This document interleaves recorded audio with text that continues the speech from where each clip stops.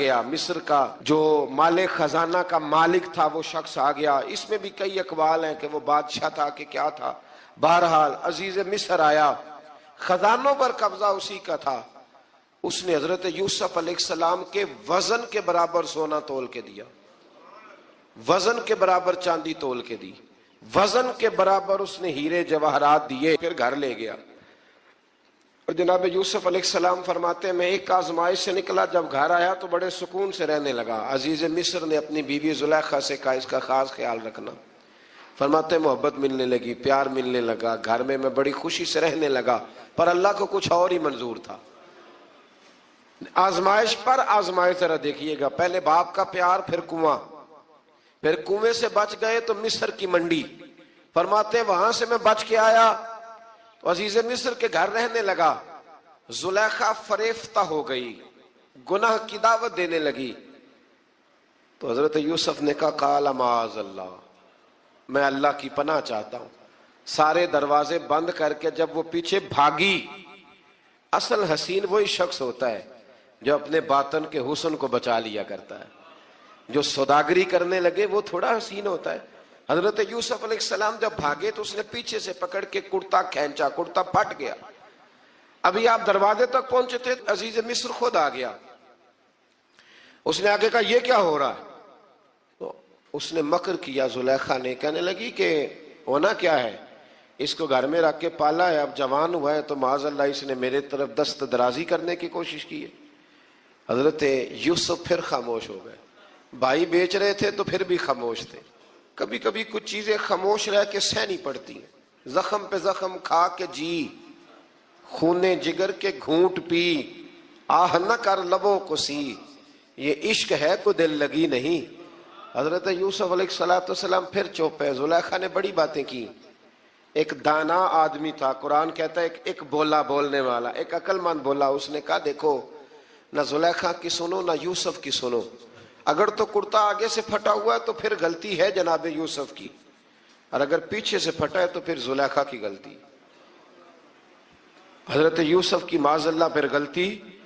تو عزیز مصر نے کرتا دیکھا تو پیچھے سے پھٹا تھا، لیکن امام قرطبی کہتے ہیں وہ کوئی عقل مند آدمی نہیں، وہ تو 4 مہینے کا بچہ تھا. وہ ایک 4 مہینے کا وہ قریب تھا. حضرت یوسف علیہ السلام کی گواہی دینے کے لیے اللہ نے اسے زبان دی تھی. زلیخا کے ماموں کا بیٹا تھا، 4 مہینہ کا گہوارے میں لیٹا ہوا. جب بادشاہ سے فیصلہ نہیں ہو رہا تھا اور بادشاہ پریشان تھا عزیز مصر کے کسی کو جا کے بتاؤں گا تو کوئی کیا سوچے گا، اس کے گھر میں کیا کچھ ہوتا ہے. کہتے پریشان تھا تو پنگوڑے سے بچہ بول پڑا. کہنے لگا بادشاہ اگر تو کرتا آگے سے پھٹا ہے تو پھر معاذ اللہ غلطی حضرت یوسف کی، اگر پیچھے سے پھٹا ہے تو پھر زلیخا کی. تو کرتا پیچھے سے پھٹا تھا. حضرت یوسف کے حق میں گواہی مکمل ہو گئی.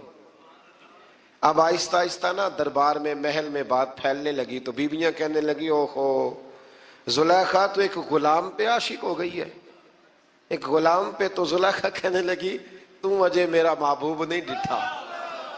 یہ رٹے ڈالنے والے دیکھتے نہیں اور دور کھڑے رہ رہ کے کہانیاں سناتے رہتے. انہوں نے کہا تو نے ابھی دیکھا نہیں نا، تو نے ابھی تجھے کیا پتا ہو کہ ماجرا کیا ہے. تو کہنے لگی نہیں تو غلام پہ. اس نے کہا چلو تجربہ کراتی ہوں. ساری عورتوں کو بٹھایا، ہاتھ میں ایک ایک سیب دیا، ایک ایک چھری دی، اور جب پوری تیاری ہو گئی پھل کاٹنے کی عورتوں کی تو جناب یوسف سے کہا ذرا جھلک تو دکھاؤ. تو حضرت یوسف نے جب جھلک دکھائی تو قرآن کہتا ہے سیب کاٹنے کی بجائے ہاتھ کاٹ لیے، اور کہنے لگی اوہو یہ کوئی بشر نہیں، یہ تو کوئی فرشتہ ہے، یہ کوئی فرشتہ ہے، یہ تو کوئی اللہ تبارک و تعالیٰ کی طرف سے آنے والا کوئی کرامت والا عزت والا شان والا فرشتہ ہے. حضرت زلیخا کہنے لگی سمجھ آئی ہے پھر تو مجھ پر شکوہ کرتی تھی. تو اب وہ بات بھی آہستہ آہستہ پھیلنے لگی کہ حضرت یوسف علیہ السلام کی غلطی نہیں، غلطی زلیخا کی. اب بادشاہ نے زلیخا سے کہا کہ اگر تو میں تیری بات کروں تو تیرے ساتھ میری بدنامی کا بھی ڈر ہے، کیا کرے؟ طے یہ پایا کہ حضرت یوسف کو جیل میں ڈال دیا جائے. پہلے بھائیوں کے تھپڑ، پھر کنواں، پھر مصر کی منڈی، پھر زلیخا کا الزام، اور پھر باری آ گئی جیل جانے کی. حضرت یوسف علیہ السلام کو جیل میں، کچھ نے لکھا ہے 12 سال جیل میں رہے. जेल में डाल दिया। हजरत यूसुफ अलैहिस्सलाम जेल में क्या करते? वाज फरमाते, तबलीग फरमाते, लोगों को अल्लाह की तौहीद की दावत देते।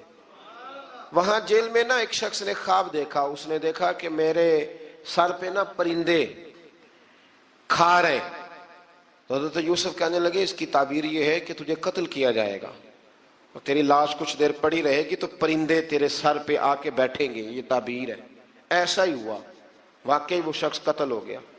एक शख्स ने देखा कि वो शराब कशीद कर रहा है, उसने भी ताबीर पूछी तो आपने फरमाया तो अपने बादशाह को पिलाएगा। महसूस होता है कि उतनी देर तक शराब नाजायज नहीं थी, तो तू उसको शराब पिलाएगा, ये उसकी ताबीर है। वक्त गुजरता गया। वक्त जो होता है ना, वक्त ये खुद ब खुद लोगों की बेगुनाही साबित कर देता है। एक वक्त में ना प्रोपेगेंडा होता है तो हर आदमी प्रोपेगेंडे का शिकार होता है। फिर जब वक्त गुजरता जाता है तो खुद ब खुद वक्त का गुजरना कुछ चीजों का खुद ब खुद हाल बन जाता है। हजरत यूसुफ अला नबीना अलैहिस्सलातु सलाम को जब 12 साल बीत गए तो बादशाह ने, अजीज मिस्र ने ख्वाब देखा। उसने ख्वाब देखा कि 7 मोटी ताजी गायें दुबली पतली गाय को खा गई और 7 खुश्क बालियां हैं और 7 सरसब्ज़ो शादाब बालियां हैं। अपने वजीर से कहने लगा कोई ताबीर वाला बंदा मिले। उसने कहा कि एक बंदा है जिसकी ताबीरें बड़ी सच्ची हैं। कहा वो कौन? कहने लगे जनाब यूसुफ। तो कैद खाने में पैगाम भेजा हजरत यूसुफ को कि ख्वाब की ताबीर बताएं। तो जनाब यूसुफ ने ये नहीं कहा पहले मुझे बाहर निकालो, ये नहीं फरमाया। फरमाया ताबीर ये है, ये जो 7 खुश्क बालियां देखी है ना, उसका मतलब है कि 7 साल तंगदस्ती रहेगी, और 7 सरसब्ज बालियां देखी हैं तो फिर 7 साल अल्लाह खुशहाली दे देगा। और फरमाया ये जो तुमने गायें देखी हैं मोटी ताजी वो खा गई, फरमाया इसकी ताबीर ये है कि कोशिश करना जो तुम्हारे पास दिन ये चल रहे हैं जिनमें सरसब्ज शादाब है खेतियां, तो 7 सालों के लिए अनाज जमा कर लेना, बालियों के अंदर ही रहने देना, बाहर ना निकालना। और फिर अगले जो खुश्क साल होंगे ना, वो ये जो जमा पूंजी की होगी ना, इसकी बरकत से वो 7 साल आसानी से। इस पर हमारे मुफस्सिरीन ने लिखा है, इस आयत पर सूफिया और बुजुर्ग तो कहते हैं ना सारा अल्लाह के रास्ते में दे दो, ये भी बात अच्छी है, लेकिन अगर कोई अपने बच्चों के लिए आने वाले वक्त के लिए कुछ चीजें संभाल के रखे तो ये भी सूरह यूसुफ से साबित है। ये भी सूरह यूसुफ से, तो ये भी कोई ऐसा फेल नहीं है जिस पर कोई शख्स तनकीद कर सके। आमदाम बरसरे मतलब हजरत यूसुफ ने जब ताबीर बताई तो बादशाह कहने लगा कि उन्हें बाहर निकालो। आप फरमाने लगे मैं नहीं निकलता भाई, नहीं निकलता मैं जेल से, यही ठीक हूं मैं। आप क्यों नहीं निकलते? कहने लगे पहले ऐलान करके लोगों को बता के मैं बेकसूर हूं। वो जो तूने प्रोपेगेंडा किया ना, अपने अपने मुंह से ऐलान कर। उसने जनाब जुलैखा को बुलाया, उन औरतों को बुलाया, वो औरतें सारी सामने आई, उन्होंने गवाही दी कि यूसुफ तो बेगुनाह है। पर साल कितने लग गए? अल्लाहु अकबर, 12 साल लग गए। यकीन करें कुछ लोगों को ये साबित करने में ना कि मैं ठीक हूं, जिंदगी बीत जाती है, और मैं तुम्हारा खैर का हूं, जिंदगी बीत जाती है। लोगों को होश तब आती है जब मजार पर चादर डालने का टाइम आ जाता है, होश तब आती है, लेकिन फिर होश का कोई फायदा। 12 साल के बाद बादशाह ने उनको बुलाया और कहने लगा कि ये जो ख्वाब मैंने आपको सुनाया अब करना क्या है? तो हजरत यूसुफ कहने लगे तुमसे कुछ भी नहीं होगा, अगर कुछ करना है तो फिर ये खजाने की जिम्मेदारी मेरी लगाओ। अगर कोई काबिल आदमी हो तो वो आगे बढ़ के बात कर सकता है। यहाँ हर बंदा ही आगे बढ़ के कहता है मुझे दे दो ड्यूटी, लेकिन काबिल हो तो वो आगे बढ़ के बात करे और समझे कि मेरे अलावा किसी के लिए मुश्किल है, तो फिर वो आगे बढ़े। हजरत यूसुफ ने जब कहा तो उन्होंने आपको वजीर खजाना बना दिया। फिर एक वक्त आया कि वो अजीज मिस्र ही बन गए कि अगर अल्लाह ना चाहता तो हम ये काम न करते। ये एक नफसियाती हरबा है कि अल्लाह ने ताकत दी है ना जी, तो ये एक नफसियाती, उसका बयान अल्लाह करीम ने यहाँ इन आयात मुकद्दसा में फरमाया। दर हकीकत बात यह है कि अल्लाह की मशीयत और है और उसकी रजा और है। मसलन मुजरम को सजा देना उसकी मशीयत है, लेकिन उसकी रजा में है कि कोई उसकी नाफरमानी न करे। अगर सबको जबरी तौर पर इताअत के रास्ते पर डालना अल्लाह ताला की मशीयत होती तो फिर किसी की मजाल ना होती कि उसका हुक्म ना माने। دیکھیں نا، مشیت اور ہوتی ہے، رضا اور ہوتی ہے۔ اللہ کی یہ رضا نہیں کہ اس کے بندے دوزخ میں جائیں، لیکن اس نے قانون بنایا ہے کہ اگر تم نافرمانی کرو گے تو دوزخ میں، تو یہ رضا نہیں، یہ اللہ کی مشیت۔ تو یہ اللہ نے طاقت نہیں دی لوگوں کو، اس لیے نہیں دی تھی کہ وہ ظلم کریں، لیکن اگر انہوں نے ظلم کیا ہے تو اب انہیں سزا بھی ملے گی۔ تو یہ شخص نہ کوئی کہے کہ وہ اللہ کی دی ہوئی طاقت سے، معاذ اللہ، یہ بہت سارے لوگ بیوقوفی والی باتیں کرتے ہیں۔ ایک دفعہ بزرگوں نے لکھا ہے کہ ایک شخص جو تھا وہ کسی کے باغ سے روز پھل توڑ کے کھا جایا کرتا تھا، تو مالک بڑا سیدھا سادہ تھا، تو مالک اس کو کہتا کہ بھئی تو روز میرے باغ سے پھل توڑ کے کھاتا ہے، تو وہ کہتا باغ بھی اللہ کا ہے، زمین بھی اللہ کی ہے، اور میں بندہ بھی اللہ کا ہوں۔ وہ چپ کر جاتا، سادہ آدمی تھا۔ بہت سارے لوگ کہتے ہیں نا نہیں آ کے، ایک صاحب مجھے کہنے لگے جی کل میرے ساتھ بڑا عجیب معاملہ ہوا، ایک بندے نے مجھے کہا تجھے قسم ہو اللہ کی جو جیب میں ہے سارا کچھ دے دے، اور میں نے کہا نہیں دینا چاہیے۔ تو وہ مجھے مشورہ دینے لگا، کہنے لگا حضرت جی اس نے اللہ کی قسم دی تھی۔ تو میں نے کہا مکان کتنے مرلے کا تیرا؟ کہنے لگا ہے 10 مرلے کا۔ کتنے کا ہے؟ کہنے لگا جی اللہ کا شکر ہے 60-70 لاکھ کا ہوگا۔ میں نے کہا ایک بندہ بلاؤں تجھے قسم دے تو اس کے نام رجسٹری کر دینا۔ کہنے لگے نہیں یہ نہیں ہو سکتا۔ تو میں نے کہا یہ کیسی کچی بات ہے کہ 500-700 کے لیے تجھے یاد ہے کہ یہ جائز ہے، لیکن وہ میرے دادا جی ایک بات کہا کرتے تھے، وہ دیہاتی لوگ ہوتے تھے تو دیہات کی مثالیں کئی دفعہ بڑی یاد رہ جاتی تھی۔ وہ کہا کرتے تھے کہ دودھ میں اور لسی میں مکھی گر جائے تو عورتیں اسے پھینک دیتی ہیں، لیکن اگر مکھن میں گر جائے نا تو پھر اس کو پھینکتی نہیں بلکہ مکھی نکال لیتی، کیونکہ گھی مہنگا ہوتا ہے نا تو لسی سستی ہوتی ہے۔ تو آپ چیزوں کو سمجھیں کہ ہمارا رویہ بڑا عجیب ہے معاملات کو سمجھنے کے حوالے سے۔ وہ بندہ بھی کہتا کہ جناب یہ پھل بھی اللہ کے تو باغ بھی اللہ کا تو میں بندہ بھی اللہ کا۔ بھولا آدمی تھا بیچارہ، چپ کر جاتا، کہتا تو ٹھیک ہے نا، کی پنجابی چاکی داسی لبی شے خدا دی نہ تیلے دی، ختم ہو گئی بات۔ حالانکہ وہ کسی کی ہوتی ہے، تیلے پا دے کیوں نہیں ہوتی جی، وہ کسی دی حیثیت تانڈی کی ہے نا، لیکن بس ہمارا ذوق بن جاتا ہے کہ قابو آ گئی ہے تو قابو کرو، معاذ اللہ۔ تو وہ بیچارہ بڑا پریشان تھا۔ تو ایک دن اس نے نا اپنے ایک شہر کے عالم سے بات کی، اس نے کہا کہ جناب وہ میرے ساتھ تو بڑی مصیبت بن گئی ہے، وہ روز پھل توڑ کے لے جاتا ہے اور کہتا ہے زمین بھی اللہ کی، باغ بھی اللہ کا، کھانے والا بندہ بھی اللہ کا۔ تو عالم کہنے لگے میں بھی تمہیں نسخہ دیتا ہوں، کل اس پہ استعمال کرنا۔ میں کہا ٹھیک ہے جی۔ وہ وقت پہ آ گیا باغ کا مالک، تو جب وہ آیا نا پھل توڑنے، اس نے پھل بڑے سیر ہو کے کھائے، اس نے کھانے کا موقع دیا۔ جب وہ فارغ ہو گیا اس نے اس کو رسی کے ساتھ درخت کے ساتھ باندھ لیا اور ڈنڈا پکڑ لیا، اور جب مارنے لگا تو کہنے لگا یہ کیا؟ کہنے لگا یہ چھڑی کی توفیق بھی اللہ کی، رسا بھی اللہ کا، باندھنے والا بندہ بھی اللہ کا، اب تجھے جو پھینٹی لگے گی وہ بھی اللہ کی دی ہوئی طاقت سے لگے گی، معاذ اللہ، اب تو کھا۔ وہ کہنے لگا معاف کر دو، آج کے بعد یہ کام نہیں کروں گا۔ تو کہتے ہیں جی مشیت ہے جی اللہ کی، اللہ نہ کرتا معاذ اللہ تو ہم، تو یہ ایک نفسیاتی جھوٹ ہے، اس کو آپ سمجھ لیں، آپ اس پر غور فرمائیں۔ تو یہاں بہت سارے لوگ یہ ظلم کرتے ہیں اور دین کی حدوں کو پامال کرتے ہیں۔ اللہ تعالی ہمیں سمجھنے کی توفیق عطا فرمائے۔ آیت نمبر 152 سے لے کر 161 تک میں اللہ تعالیٰ نے فرمایا، غالباً 9 باتوں کا حکم دیا ہے۔ سب سے پہلے ارشاد فرمایا کہ اللہ کے ساتھ کسی کو شریک نہ ٹھہرانا۔ دوسرے نمبر پہ فرمایا والدین کے ساتھ اچھا سلوک کرنا۔ تیسرے نمبر پہ فرمایا تنگ دستی کے خوف سے اولاد کو قتل نہ کرنا۔ اب تو بڑے بڑے لوگ عالم فاضل ہو کے کہتے ہیں بچے تھوڑے پیدا کرو، حالانکہ میرے نبی کریم علیہ السلام نے فرمایا اس عورت سے نکاح کرنا جو محبت زیادہ کرنے والی ہو اور بچے زیادہ پیدا کرنے والی ہو۔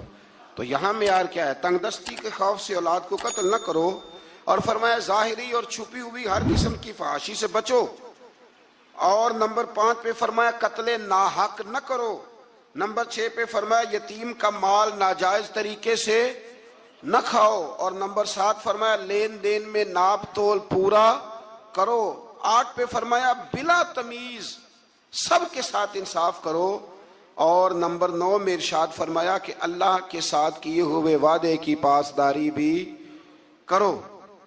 تو اللہ تبارک و تعالیٰ نے ان 9 چیزوں کو بیان کیا، اور سمجھ لیں یہ خلاصہ بیان کیا میرے رب کریم نے، یہ پورے دین کا خلاصہ ہے۔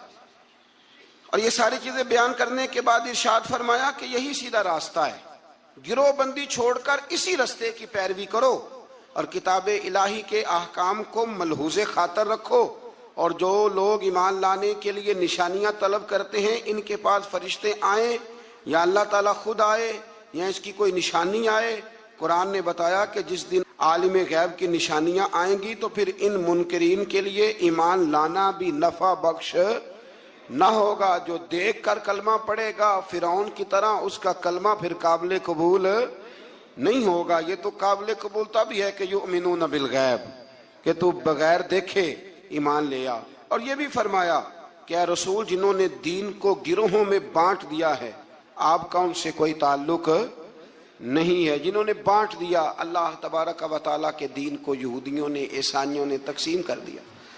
آیت کے اندر اللہ تبارک و تعالیٰ نے حقیقت ایمان، روح ایمان اور مسلمانوں کے مقصد حیات کو بیان فرمایا۔ یہ آیت پورے دین کا لب لباب ہے۔ نماز، روزہ، حج، زکوٰۃ، وضو، غسل، صدقات، خیرات، عبادات، ان سب کا نچوڑ ہے۔ فرمایا کل، اے محبوب فرما دے۔ جو بڑی پیاری باتیں تھیں وہ اللہ نے محبوب سے کل کہہ کے سنی ہے۔ کہا محبوب ذرا کہو کیا، ان صلاتی و نسکی و محیای و مماتی للہ رب العالمین۔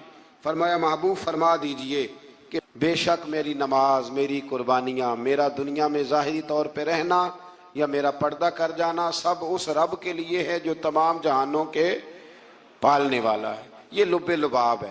حضرت مجدد الفسانی رحمۃ اللہ علیہ فرمایا کرتے تھے تین چیزوں کا نام دین ہے، علم، علم پر عمل اور عمل میں اخلاص، ریاکاری نہ ہو۔ فرمایا تین کام کر لے تیرا دین مکمل ہو جائے گا۔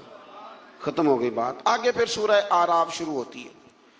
اعراف کے معنی بلندی کے ہیں، اس کا معنی جاننا اور پہچاننا بھی ہے۔ اصحاب اعراف کے بارے میں ایک قول تو یہ ہے کہ ان کی نیکیاں اور گناہ برابر ہوں گے، ان کا مقام جنت اور دوزخ کے درمیان ہوگا۔ یہاں یہ وہ لوگ ہیں جو اہل جنت اور اہل جہنم کو پہچاننے والے ہوں گے۔